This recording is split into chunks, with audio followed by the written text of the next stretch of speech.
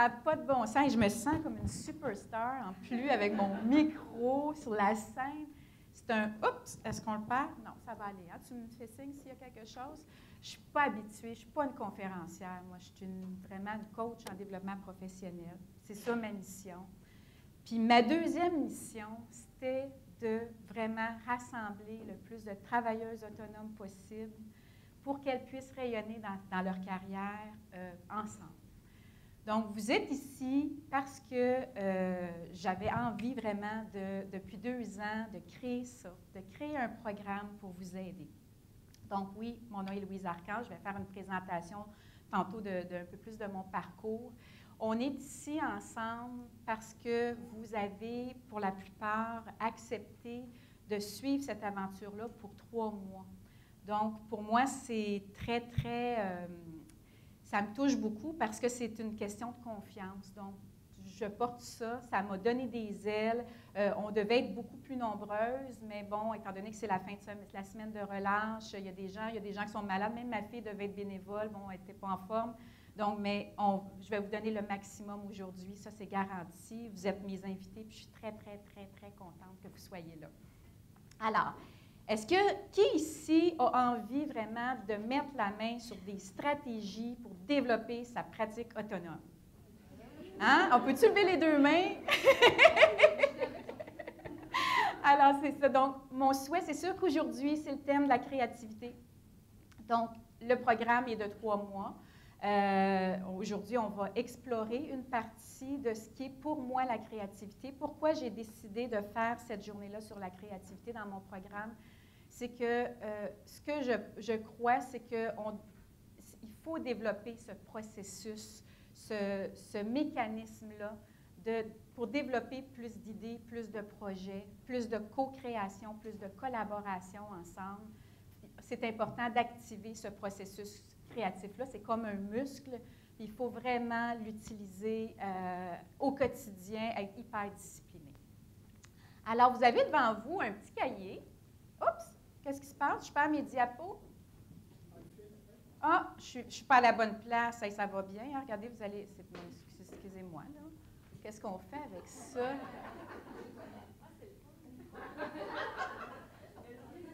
Bon! Hein? Le métier rentre. Alors, c'est ça. C'était comme la même diapo à la fin qu'au début. Là, j'étais tout mélangée. Je suis vraiment désolée, mais bon. Donc, c'est ça, vous avez un cahier devant vous. Le cahier, ça va être votre accompagnement pour les 3 rencontres en salle. Pas pour le programme au complet, mais vraiment pour les rencontres en salle. Il est séparé. Il y a le thème créativité, il y a le thème mieux-être et il y a le thème à la fin au niveau des communications. Donc, vous avez... j'ai oublié mon cahier. Donc, vous avez le cahier... Ceux qui ont participé au webinaire, parce que je suis désolée, hier, je l'ai fait parvenir un petit peu en retard. On a eu un webinaire le 22. Vous avez reçu l'enregistrement.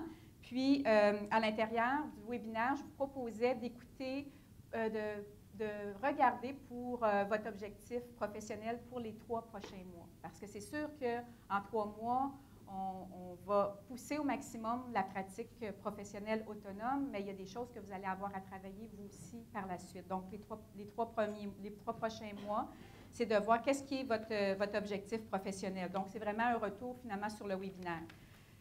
Il y a à la page 6, l'activité Samajam. Donc, pour moi, c'est important. Si on fait des activités, combien de conférences, d'ateliers vous avez fait, puis qu'est-ce que vous avez retenu après? Pour la plupart, quelquefois, vous repartez, vous avez des belles idées, ça vous a inspiré, puis il n'y a pas de retour. Alors, moi, je tenais vraiment à vous faire un cahier pour que vous fassiez un retour sur l'activité que vous allez avoir fait. Qu'est-ce que ça vous a donné de faire cette activité-là? Donc, vous pourrez écrire ça, mais ça, c'est chez vous à la maison. Là. Il n'y a pas de problème, ce n'est pas ici. Il y a, à la page 7, il y a une erreur. Ce n'est pas un Word Café, mais c'est le Word Café. Il manque un L. Donc, vous pourrez le corriger, mais c'est la même chose. C'est de revenir sur l'activité. Quand vous serez à la maison, vous reviendrez sur l'activité de la journée. Ce qui est important, c'est à la page 11, c'est là que ça commence, où vous allez prendre vos... Ben, en fait, il y a la page 10 aussi. C'est que selon ce que vous avez vécu aujourd'hui, vous allez pouvoir écrire vos besoins. Qu'est-ce que vous croyez que vous avez besoin pour passer à une autre étape? Qu'est-ce que vous devez faire, les moyens concrets? Le quand, j'ai écrit quand. Pour moi, le quand est très, très important parce qu'on a souvent des bonnes intentions, mais on dit bientôt, je vais faire ça. Combien de gens disent bientôt, je vais arrêter de fumer, bientôt, je vais aller au gym, bientôt, je vais faire quelque chose. Mais est-ce qu'on le fait? Non. Donc, vous écrivez vraiment une date. Quand vous avez réalisé cette activité-là, vous allez écrire, vous allez cocher que c'est réalisé. On y reviendra de toute façon. Là, je fais juste un petit survol de tout ça, là. Puis le degré de certitude, c'est-à-dire que si, par exemple, à la fin de la journée, vous réalisez qu'au niveau de la collaboration, vous vous sentez un peu timide. Donc, pour vraiment arriver à collaborer plus, vos besoins, c'est peut-être de communiquer avec telle personne. Bon, OK, c'est bon, mais est-ce que vous avez, on parle de création aujourd'hui, donc pousser au maximum nos idées. Est-ce que vous avez poussé vraiment votre idée au maximum pour le réaliser? Donc, votre degré de certitude que vous l'avez vraiment réalisé, est-ce qu'il est 100 ou vous auriez pu pousser plus loin? Donc, est-ce que ça semble clair pour… Oui, bon. Puis, à la page 11, bien là, c'est vos notes. Donc, tout ce que je vais vous partager pendant les quelques minutes, c'est vraiment là que vous allez pouvoir écrire ou des réflexions sur les activités de la journée. Donc, j'ai créé ça parce qu'en fait, ma croyance au niveau du travail autonome, c'est qu'ensemble, on va plus loin. Parce que toute seule, hein, souvent, on va vite, mais ensemble, on peut aller beaucoup plus loin. Moi, ça fait 2 ans que je veux faire l'activité, le programme ici. Puis, je n'avais pas encore mis autour de moi la bonne équipe pour faire tout. Donc, je pensais que j'étais capable de tout faire. Puis, finalement, je n'avançais pas. Donc, qu'est-ce que vous pouvez faire pour avancer dans votre pratique autonome, pour collaborer ensemble? Donc, aujourd'hui, c'est une journée qui va vraiment être sur ce thème-là. C'est vraiment la collaboration, la co-création ensemble. Donc, je fais un survol rapide des conférencières. Donc, le 10 avril, il y a Julie Banville qui va venir nous parler de yoga au boulot. Pascal Dufresne, notre conférencière leadership. Je fais un petit survol pour les personnes qui n'ont pas nécessairement suivi. Il y a Kim Auclair qui sera là, elle, le 14 mai. Manon Paquette pour l'étiquette en affaires. Je vous rappelle, vous avez 6 webinaires d'inclus. Il y en a déjà eu un qui est passé le 22 février. Par contre, vous allez recevoir la rediffusion pour les personnes inscrites. Puis, il y a 2 heures de coaching aussi. Il y a Samajam qu'on va vivre une expérience assez extraordinaire tantôt. Puis, il y a Esther Matt qui est déjà présente avec nous présentement. Donc, il va être notre animatrice créativité pour toute l'après-midi. Alors, j'ai super hâte parce qu'en fait, je vous avoue que je vous ai montré toutes les conférencières. Moi, je suis coach en développement professionnel. Puis, je me suis payé un programme, je vous dirais, parce que moi, j'ai tellement d'affaires à apprendre encore dans ma pratique. C'est ça qu'on se doit de rester des éternels étudiants tout le temps, tout le temps. Puis, j'ai des clients. Être constamment sous pression. Ça, c'est quelque chose on crée ça. On est la personne responsable de cette situation d'urgence-là. Je sais qu'il y en a qui vont être fâchés un peu que je dise ça parce qu'on ne veut pas l'entendre. J'ai été longtemps pour vouloir l'entendre. Puis je vous le dis parce que j'ai voulu que je comprenne que c'était vrai, ça. C'est qu'on donne des délais trop serrés à nos clients souvent. On est toujours disponible pour nos clients, tout le temps. Puis, ce qui fait qu'eux, ils s'attendent à ça, c'est pas de leur faute, mais souvent, nous, on est un peu, on dit, bien là, nos clients sont tellement exigeants. Mais c'est nous, on a créé cette exigence-là indirectement, on ne se respecte pas là-dedans. Donc, d'essayer peut-être de voir, est-ce qu'il y a possibilité de donner un 48 heures à nos clients. Trouvez votre moyen à vous pour vraiment alléger votre pression. Si on est toujours l'ordinateur ouvert avec les courriels, puis qu'on travaille sur quelque chose, puis que finalement, on répond aux courriels, puis on répond à notre travail, on se crée la pression parce qu'à la fin de la journée, on n'a pas vraiment on n'a pas terminé ce qu'on avait à accomplir dans notre journée. parce qu'on a vraiment répondu aux urgences, qu'on pensait urgentes, mais finalement, puis pas rare que quand on laisse un délai, les choses se placent par elles-mêmes, en plus. Donc, quand on répond tout de suite, la personne, elle a besoin de nous, mais c'est drôle, si on donne un délai de 48 heures, puis qu'on informe nos clients, dit, regarde, moi, je veux donner le meilleur, je veux te donner le meilleur, comme je veux donner le meilleur aux autres aussi. Donc, j'ai un délai de 48 heures pour te répondre, donc, mais essayez de ne pas dépasser, puis avant, si vous, après 24 heures, vous êtes capable de donner une réponse, bien, tant mieux, vous allez juste créer un gros « wow » pour votre client. Mais ça, c'est vraiment une des choses c'est nous qui créons cette situation d'urgence chez nos clients bien souvent. Puis il y a des raisons pourquoi on fait ça. Quelquefois, c'est parce qu'on a peur de perdre nos clients. Il y a des fois que c'est vraiment, on se dit, bien là, si je ne réponds pas à son besoin maintenant, la personne, je vais perdre ce client-là. Ça, c'est des choses qui peuvent arriver, c'est sûr, mais en même temps, est-ce que c'était le bon client pour vous? Ces clients, vraiment, ils sont satisfaits de vos services, ils vont être capables d'attendre, à moins de... C'est sûr qu'il y a des métiers, je pense à une avocate qui doit répondre aux urgences constamment, mais si ce n'est pas vraiment dans votre domaine, ce n'est pas nécessaire, essayez de vous respecter là-dedans. Vos clients vont beaucoup plus vous respecter, eux autres aussi, par la suite. Deux choses importantes. Pardon? Confiance en soi, oui. Puis tout ça, tout ce que vous avez dit là, pour moi, il y a une des deux choses qui vient, c'est développer son autonomie.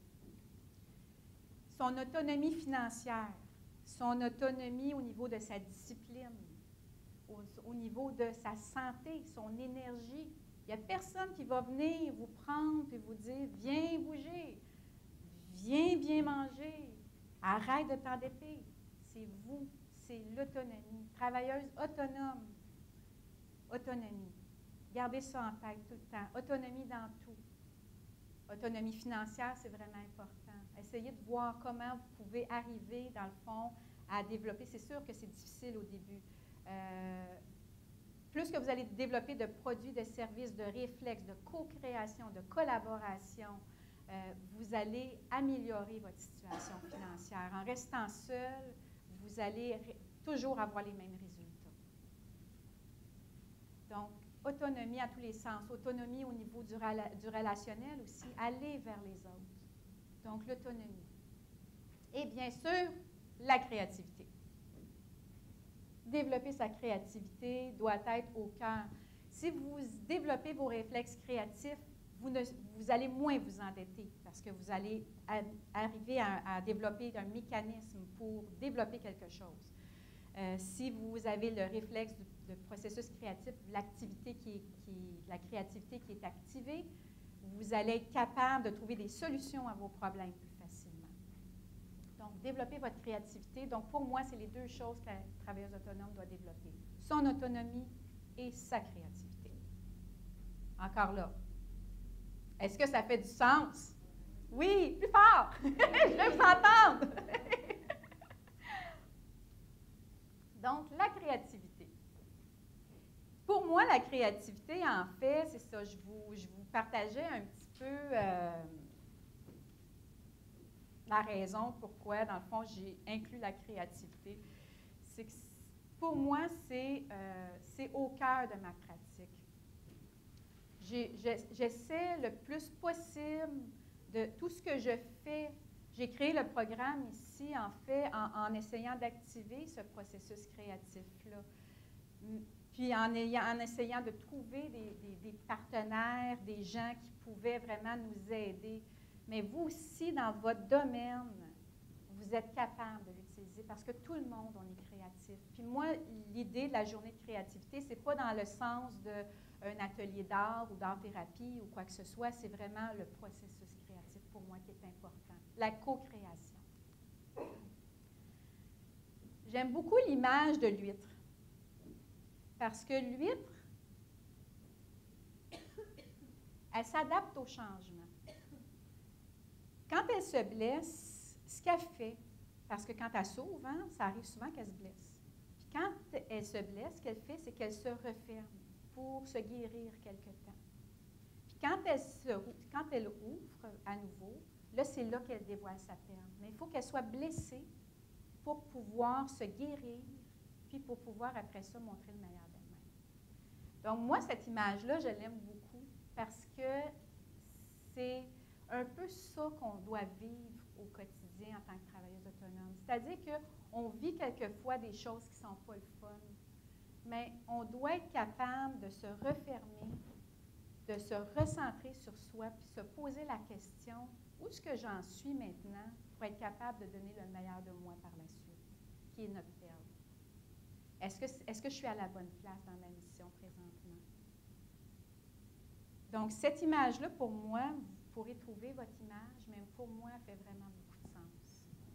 Puis c'est la nature en même temps. La nature, quand on voit que la nature est capable de s'adapter au changement, nous, on est des êtres, hein, dans le fond, de la nature. Donc, on a cette capacité-là aussi à être capable de nous adapter aux changements qui se présentent.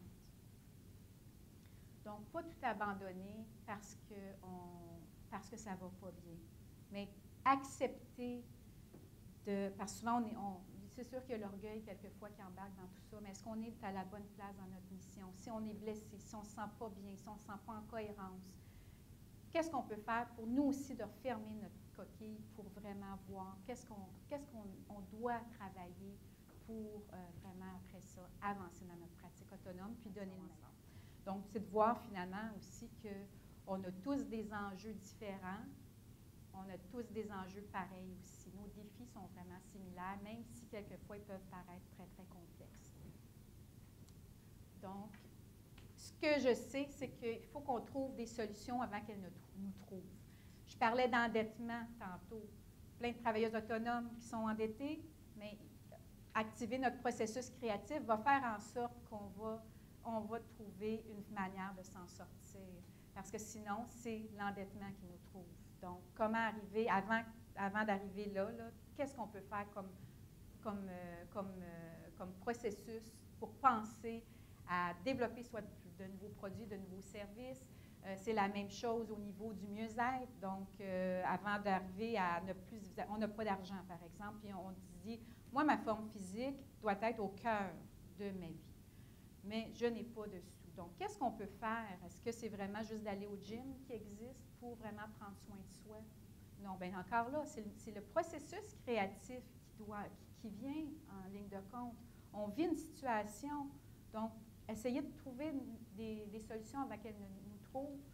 C'est peut-être une phrase, ça, vraiment à garder en tête parce que c'est sûr que si on laisse les choses aller, il y a des résultats qui ne sont pas toujours agréables. Donc, puis pour moi, je vous le dis, tout passe par la créativité. Donc, poussez vos idées jusqu'au bout, peu importe ce que vous avez qui peut avoir l'air quelquefois un peu simpliste. Si vous l'avez, l'idée, essayez de voir tout ce que vous pouvez faire autour de cette idée-là. Parce que toutes les grandes idées de ce monde sont parties d'une petite idée. Donc, ce que je vois encore là, les travailleuses autonomes, souvent, c'est qu'elles abandonnent parce qu'elles disent oui, j'ai une idée, là, c'est tellement comme merveilleux sur le coup. Puis là, finalement, 2 jours après, elles sont démotivées, puis ouf, moi, non, j'en ai parlé à gauche, puis j'en ai parlé à droite, puis là, finalement, elles abandonnent l'idée. Puis là, ils repartent avec une autre idée. Puis c'est une roue sans fin. Donc, la petite idée que vous avez, là, faites-la éclater jusqu'au bout. Ne lâchez pas. Parce que c'est vraiment cette petite idée-là qui va peut-être faire en sorte que vous allez vraiment... Si ça vibre à l'intérieur de vous, il y a une raison. Donc, c'est toujours de l'écouter, cette petite voix-là qui est à l'intérieur de vous. Puis de ne pas la lâcher. Puis de ne pas abandonner. Si vraiment vous avez le sentiment, peu importe ce que les gens disent autour, je vous dis, moi, je ne serais pas retournée ces bancs d'université. Je ne serais pas ici avec vous en train de vous parler là, de tout ce que j'aime, là, puis de faire ce que j'aime. J'adore mon travail. Mais il a fallu qu'à 37 ans, je n'écoute pas personne, que je m'écoute moi pour pouvoir passer à l'action. Parce que sinon, je ne serais pas là. Puis je ne sais pas ce que je serais en fait, parce que j'étais vraiment fatiguée. Donc, une chose qui est importante aussi, c'est de changer son état d'esprit.